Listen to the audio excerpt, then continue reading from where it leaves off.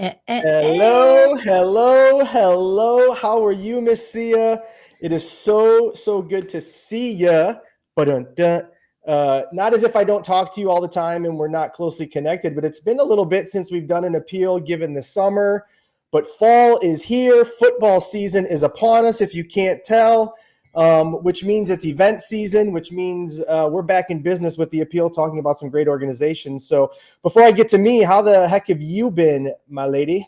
Ooh, my friend. It has been a crazy summer. Have you just like it's amazing how just time flies, right?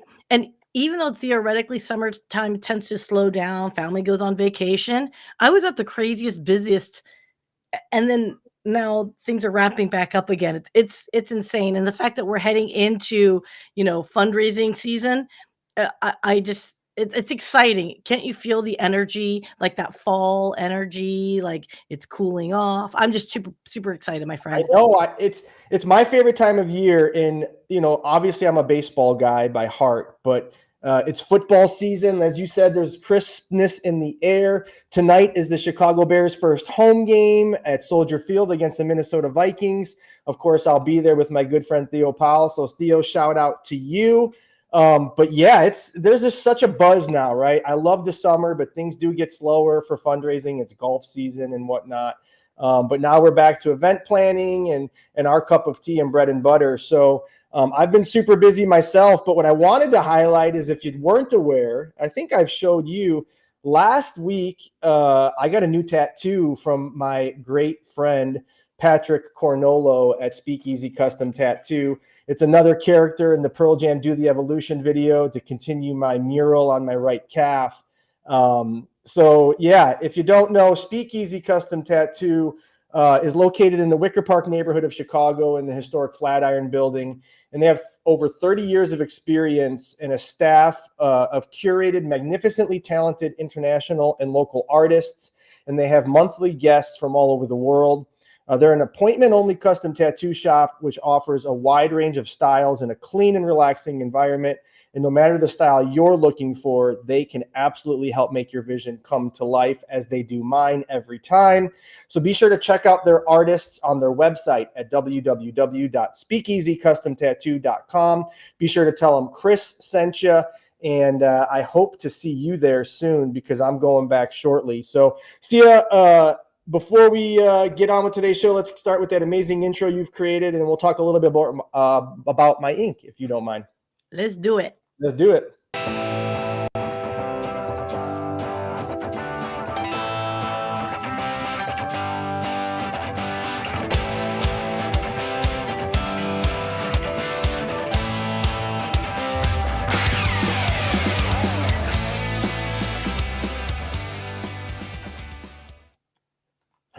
I thought we were going to run it back. I love it so much. We'll do it twice. But no, in all seriousness, last week I got to spend about 4 hours with Patrick in the chair as he created this amazing Tyrannosaurus Rex creature from the Pearl Jam video. As I said, Do the Evolution on my calf. But, if not for them, this show would not be possible. Their sponsorship is so instrumental, just like is your partnership with Brilliant Beam Media. And Sia, you were talking earlier about how busy you've been over the summer for many things, not just with me, but I know we wanted to highlight for a second or two, the AE Corner and what you got going on with that community, because I was so lucky this summer to MC a booth for you guys. And we haven't talked much about that, but that was a heck of a lot of fun. And I met so many inspiring individuals that are going to be on my other podcast, The Walking Tall Movement. But let's talk briefly about that before we get on with today's show, huh? Oh, thank you for sharing in the platform. So AE Corner Community is a community of entrepreneurs in the adaptive equipment space. So these are product innovators. I'd say 99% are actually they're in the industry. So they're therapists, right? OT, PT, STs, and nurses. And they have discovered gaps, right, for daily living. Because, as we age, or if we're living with disabilities, or we're caregiving for others, it can be very hard on the body, both as the recipient, but also as the caregiver. So there's tools that have been created to just help us live more with independence, dignity, and comfort. So AE Corner, which is short for adaptive equipment. So aecornercommunity.com is an organization where if you have a product, we are happy to help amplify you. And that one component is where I'm pulling, Hail Hail Auctions into that mix. You, Chris, is the our presence in trade shows. So we help amplify brands by having them join our booths. And this is where you fit in, which is we bring an MC like you to hype up our booth and share awareness and education of the value of a lot of these tools because they're not sexy. You know what I mean? It's like, who wants to talk about a tool that's going to help you have better grip, right? You don't know it until you know it. And so that's why I will tell super you passionate. the thing and the reason why I was so willing to highlight AE Corner on this show is because I recognize there are so many what I call community building organizations in this world. Oak Liden comes to mind, right? Organizations that serve varying abilities or disabilities, physical and mental, that would absolutely benefit from a product like Versa Mobility or Tausi or the Blue Towel, right? Or something like that, right? I hope I'm getting these products right. So if you're in the nonprofit space, pending your services, I promise if you work with varying populations of abilities, there's a product at AE Corner that will absolutely help make your caregivers and your participants' lives better. So that's enough about that. I'm passionate about it too, not only because I'm the MC for some of your booths, but because I think it really does make our world a better place. And Sia, you mentioned something, a great word that I really want to use to transition, and that's gaps. Finding gaps in services, finding gaps in needs, finding gaps. And that's exactly what our next guest has done in the nonprofit space. If you're not familiar, Bridget Hannon is an absolutely amazing professional in the nonprofit consulting industry with Serenity Nonprofit Consulting Group, where they find serenity while creating and sustaining positive change. And they empower small to medium-sized nonprofit organizations to fulfill their own mission by implementing innovative and developmental strategies. And the various services they provide, we'll get into, one of which is grant writing that I have no interest in the nonprofit space. So I'm really going to get to learn a lot from Bridget about that today. So see, as much as I would love to keep talking to you about AE Corner, I'm going to kick you backstage and we're going to bring Bridget up and we're going to talk more about what 2025 has in store for Serenity and beyond. Yeah. Kick me Yeah. out. I know. This is where my value add is. I get it. Guys, it's been amazing. Thank you so much. And Chris, as always, you're amazing. And really, I just want to encourage everyone to just keep supporting Chris and all his endeavors because seriously, legit. So I'm outie 2,000, 3,000. We're dating email me. ourselves. Let's get Bridget on. Come on.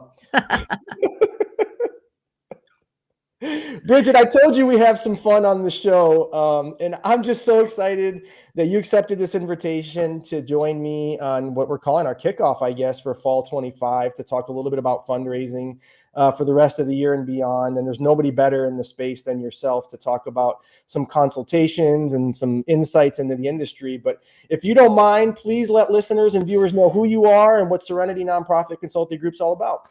Yeah, thank you, Chris and Sia, for having me. I think it's appropriate that it's kickoff on, the Bears kickoff We got day. to sing Like, Bear gives Down. a, That's where we failed. We should have all yeah. sang Bear Down together. I don't know if anyone wants to hear that. Maybe we should stick to our fundraising strategies and not Good singing. call. Good call. They would run the opposite direction. But so I am Bridget Hannon, and I am the principal consultant and founder of Serenity Nonprofit Consulting Group. Spent years in nonprofits, many different organizations throughout the Chicagoland area, and loved it, but knew there was just more to give. And there's a lot of nonprofits who are small and they can't afford staff. They don't know where to turn. They don't know what they don't know, truthfully. And so while I was working at a few orgs, started to really get to dive in with some of these other orgs on the side and was doing some consulting and realized how much I loved it and loved helping the little guy. Um, when you have an organization that is volunteer run or they have one executive director and there's no other staff, who's supposed to be doing the work and who's actually supposed to know what the strategy is when a lot of our orgs that we work with are individuals from any walk of life who find something that they want to tackle in some situation that they're going to be the ones to solve, and they don't have a clue how to fundraise. They don't know what they shouldn't know. So we come in and we get to help. And so we got to yesterday celebrate our 3-year birthday at Serenity, which we're really excited about. We've been really blessed to have helped over 35 organizations at this point over the last 3 years come up with strategy. My goal always, and I tell every one of my orgs this when I first meet with them, is to put myself out of business, that we are able to get them enough funding in that they can hire development staff and they no longer need me and my team. But for the time being, I love the fact that we get to work with these organizations, small to medium. So anything, we have orgs that they raise $50,000 a year, and we really kind of cap ours at net income of 200 or 2.5 million, so that we're helping the little guys, but we get to really focus on that and move things forward and get to see that growth. And so we've been blessed because we really get to see, we work with all different organizations locally in the Chicago area, but nationally as well. And whether they have one chapter in one office and it's just an executive director, or they're multi-chapter across the country. Yeah, no, I love it. And you say blessed. I've been blessed to get to know you as I've become more versed in the nonprofit space. And congratulations on your 3-year anniversary. Thank you. I, with Hail Auctions, we're 1 year into our development, right? And so we're inching behind you. So I'm riding your coattails. And so there's reason why I'm sending you texts and emails like, hey, what about, right? Because you've been there, done that. And I wanted to ask you, right, there's a lot of folks who have committed to watching the show at some point, whether it's on replay or live with us today. So thanks to all that are tuning in. But 3 years into your journey, right, working with various 35 organizations, as you said, and having worked intimately as an employee of others, right? What have you seen over your career change now that we're kind of moving into this AI time and space in business, and of course nonprofit? While we are community building organizations, it is still a business of sense. So what have you seen and what have you learned now being a 3-year business owner as opposed to working for another organization? Don't trust AI. You can't, there's so much you can do, but there's only so much you can do. I love the people who think that, I love they that, don't by the need, way. I love that. Can you say that again, please? there's so much you can do, but there's only so much you can do with AI. I love it. There, for the people who don't need a grant writer because AI can write their grants. Funders will look at this, and when your grant application looks exactly like the next person's because you guys all had it spit out, they will be aware. And so, writing your appeal letter, does it come from the heart or is it coming from a bot? Let's be realistic on this. And you can put in, have so much emotion. Yeah, it's a great way, like use it to the best of your ability, but don't rely 100% on it. You still need to make it yours. You still need to put your voice in it and your heart in it and your soul in it, and really be able to fluctuate with what you're doing, and leaving it to, oh, we're going to do our annual appeal and we had it done in 5 minutes when it used to take you 3 months because AI put it together. Then you didn't put the heart and soul into it, and you can expect the same results. Like you get in, you get out what you put in. It's I no love it. different than using your CRM. You can't rely on good data if you don't put the data in. Yep. I love this so much. And it's great insight, right? Because right, as a small business owner, have often contemplated, well, how can I become more efficient while still being authentic? That's one thing with Hail Auctions, right? To a fault. Maybe I turn others off, right? But I'm authentic beyond belief, as I know you are, right? And our blunt conversations over the last few weeks that we've been building this show have really proven that to me. Like we're authentic to a fault, but we're also understanding of where things are going and the need and the implementations. But as you said, right, there's only so much it can do. But it could do so much. God, I love how you said that. But that also goes for events, right? That also goes for ways in which things have changed over the course of time and raising dollars. You referenced an appeal being crafted by AI, right? Like, nor would I ever consider or recommend that, right? Where's the authentic human touch to that? Where's the sentiment? All these things. But what have you seen as it relates to events? Because I know we were talking backstage as it is event season now, whether many of your partners or some of the organizations I've worked with are transitioning away from traditional galas and fundraising events, maybe going to more experiential opportunities, golf events and things like that. And I don't mean golf outings, but like I said, you have a top golf event coming up. So what have you seen as that's relayed over time in the transition of the industry in your experience? There's definitely, and I know you and I have talked about this numerous times, there's a lifespan to an event, and being able to run that lifespan and know when that lifespan is up. I think that's key is, people are happy to go to a gala for a year or two. They get the feel, they feel good, they get to make a donation. But people want to interact with people. I think we've seen this a lot more since the whole shift after COVID and events came to a screeching halt, that people don't want to go sit in a chair for 4 hours and watch a 4-minute video and have people talk to them. We all love our auctioneers, but there's only so much that our auctioneers can do when the room's not engaged. Thank And so you. I was like, where's she going? I'm just kidding. No, we've I have talked to, you got to give it to you. So I think, 100%. you can only make the room so engaged if they're too busy not being engaged. Uh, Hmm. and it's really that timing and that figuring that out. And so being able to come up with these events that are experiential. And so we are doing a top golf event. We are doing a poker event. We are doing different things. We had a mini golf event. We're doing different things to get people involved where they're busy, they're doing things. It's not a, hey, give us $10,000 in a paddle raise, but it's, we're going to sell 50-50 raffle tickets and we're going to do, and it's, so it's a little more work, but the span of attendees is wider, the engagement's wider, whether it's in the room or just the conversations about it. You hit a larger network of people who want to be involved if you're looking at an event that the price point's lower and more people can attend and you have more to do. And for this top golf event, we're offering a golfer, we have a spectator ticket and we have a child ticket so that Hmm. everybody can be included in this and we get to have fun with all of it. Yep. So it's really figuring out your network and your group, and do you have the people that will come? Because a lot of organizations want to put on an event, they don't have the people to show up, or 100%. they think they can post a few posts on Facebook and all of a sudden somebody's going to come. Most people have their option of about 30 different orgs that they could show up to an Of event at any events and night. point.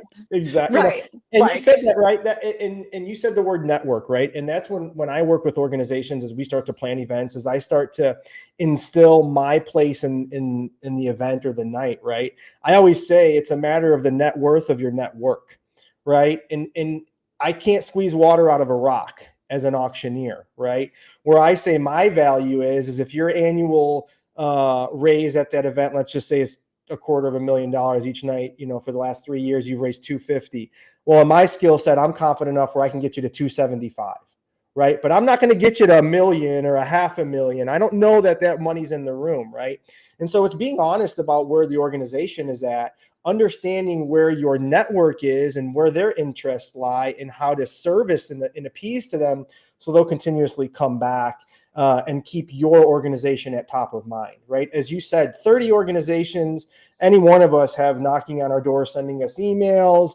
Our children's schools are soliciting. I mean, the solicitations are outrageous. And so yep. keeping people's focus and meeting them where they're at, I'm finding, as I know you are, is providing the most results in terms of fundraising, right? Not asking too much.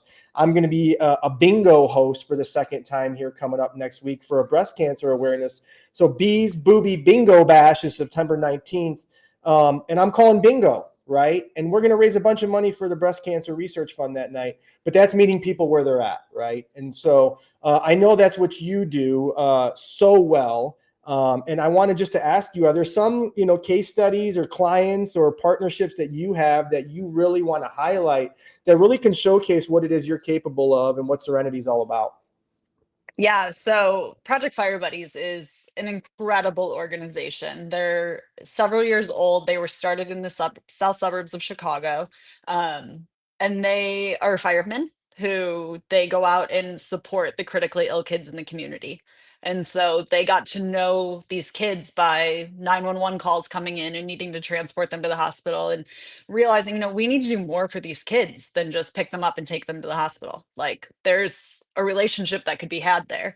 And so they're incredible. They are across 170 chapters now. There's over 150 fire buddies. And they are doing incredible work in terms of sending some of these kids and their families on their last family vacation and taking these kids to their last chemo and radiation in the fire truck, and bringing birthday gifts and bringing Christmas gifts, and making it more than just okay, we see you when you're in your worst and that's it. It's we're here for you every day, and being there. And their big motto is creating more good days, because a lot of these kids have limited days left. And Mhm. so being able to create more good days for them and their families.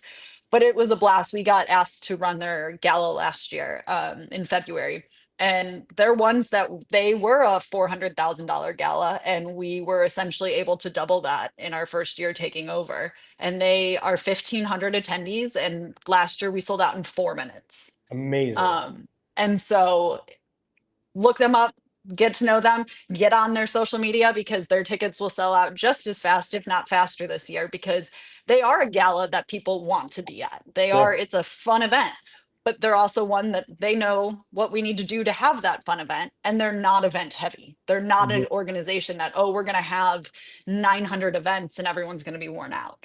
But figuring out then that happy medium of, okay, we have our fire buddies in the room, we have our firefighters in the room, and then we have our community and our corporate and our sponsors and everybody else, and figuring out that happy medium. And it's truly, they're an incredible organization. The smiles of not only the kids who are really sick, but then their siblings are also all brought Love in it. as part of that. It's amazing.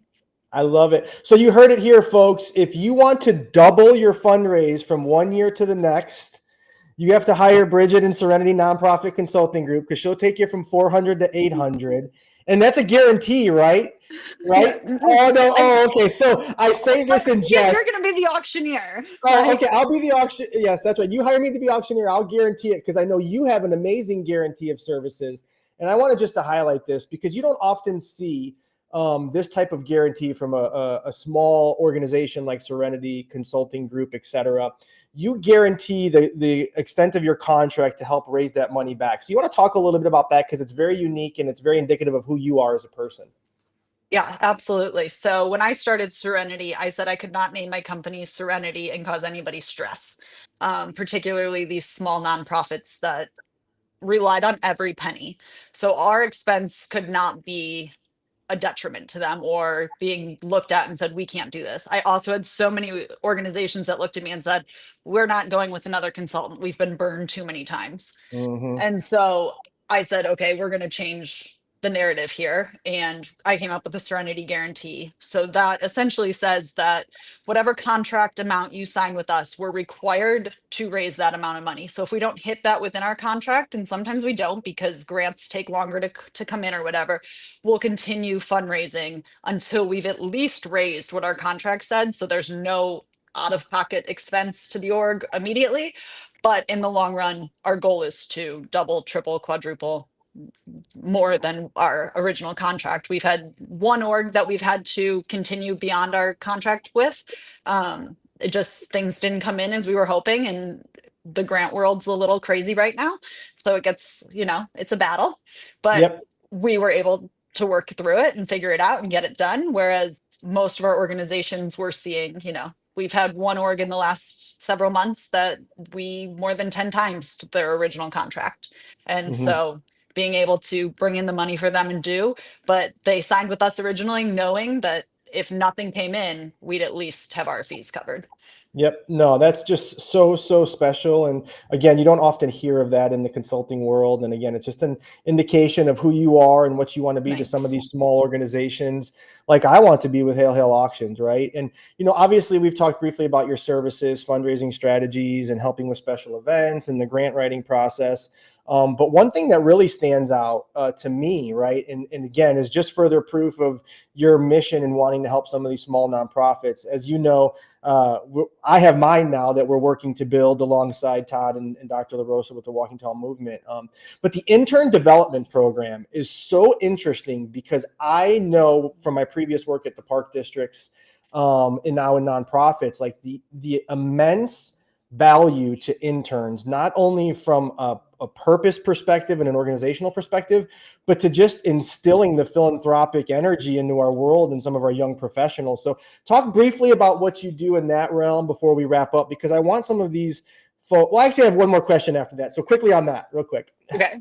Yeah, so I actually was speaking at a University of Texas class, had asked me to come in, and they were a consulting firm class, and they just wanted me to talk about what we did and how I got started. And then from there, I had several of them reach out that were like, we want to be an intern for you. Like, how do we do this? We want to learn more about how you consult and how you manage different orgs and how you help and get their strategy set up. And so it was really fun. And so we've done it a couple times, and we have brought in different interns, and being able to really have them in and see all the different aspects, I think it really helps. Not only do you get a taste of a lot of different areas of the nonprofit sector, if people are kind of inching that direction, but being able to see, okay, we work with this homeless organization, we work with this food pantry, we work with this over here. You kind of even more in depth without going and working with one organization and that's all you do. I can have an intern do anything and everything for an organization and they get a full taste. And Yep. so it's really fun to see. And you get to really benefit and see different ideas from somebody who is younger, usually, and has, okay, what are we doing? Can I donate via Venmo? Can I donate? What are the things that we weren't thinking of 5 years ago that Yep. now we're like, okay, these 22-year-olds will happily make a donation, but how do we do it? 100%. It's so insightful and so needed, right? In so many industries. And Sia asked a question, but I'm not going to ask you that one. I'm going to expand on it because it's a great question, but I want to take it a little further. Sia says, knowing there's a battle for attention, what's the first thing you would recommend an organization do before hosting an event? So I'm going to go a little bit further. As you mentioned earlier, there's a lot of organizations, heck, we're starting one now, by people in the world who recognize a need, who feel there's a gap in the world that they could fill, but they don't know how to start, right? If you want to start your own nonprofit, if you want to start your own community building organization, if you want to make our world a better place through your work, but you don't know how, aside from calling you and consulting and providing, getting your service, where should somebody start in just taking that next step forward to say, hey, I wanted to venture and start my own charity? My first suggestion is always find out if somebody else is already doing it. Don't Great. reinvent the wheel.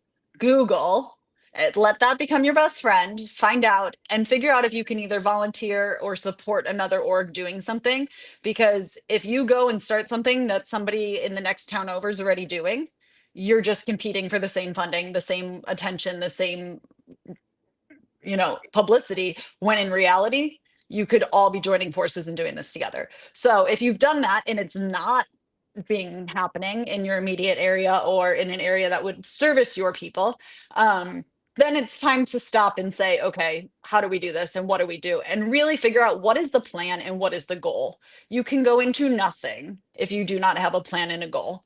And so what is your mission and how are you going to get there? I have so many organizations that come to me, and especially new organizations, they, have, this was their original mission, but somebody suggested they get involved in this or this and this, and now all of a sudden it's all murky water, and how do we sort back through, and can we just write a grant for this? Oh, here's a grant we found we really like, can we start a program for that? No, we Yep. cannot start a program because you want this $20,000. Like, absolutely not. Let's back it up for 5 minutes and talk about what your mission is.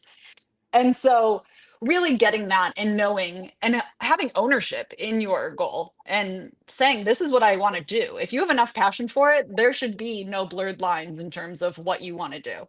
Put your blinders on, do your thing.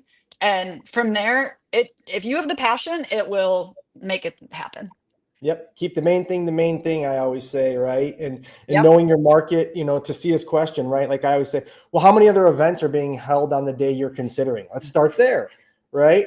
Are your sponsors going to be able to have a presence because they add an extra 15 people to your event immediately, and it creates a better energy that night of. And actually, they also spend the most money the night of and donate. So like all of these things, right? Getting a perspective, creating an understanding of your environment and your market are so imperative, whether you've started and you're hosting an event or you're thinking about starting. It's so insightful. And I feel like we could go on for hours and talk about the industry and what we see and how we could fix it. But this has just been such an amazing conversation, so enlightening.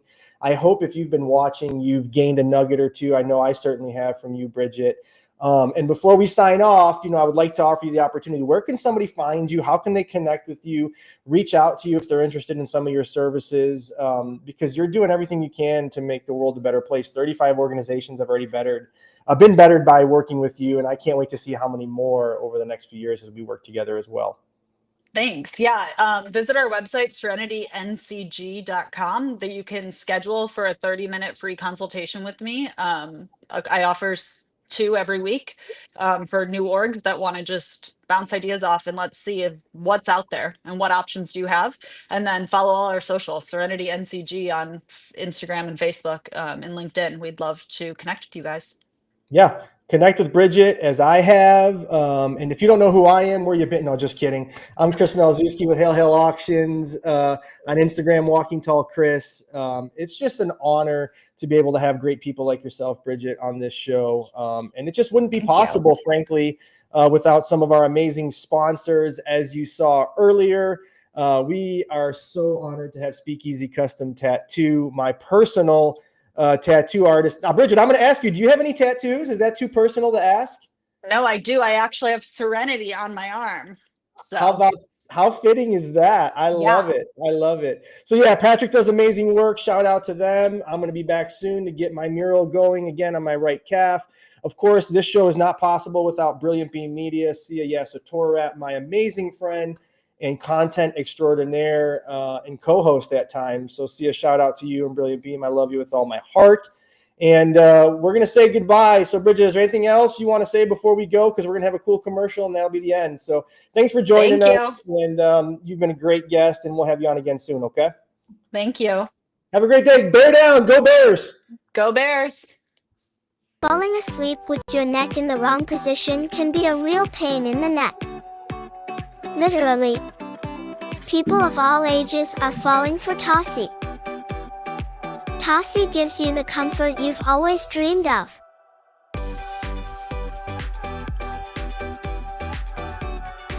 Go to TossieBrands.com and get your comfort on.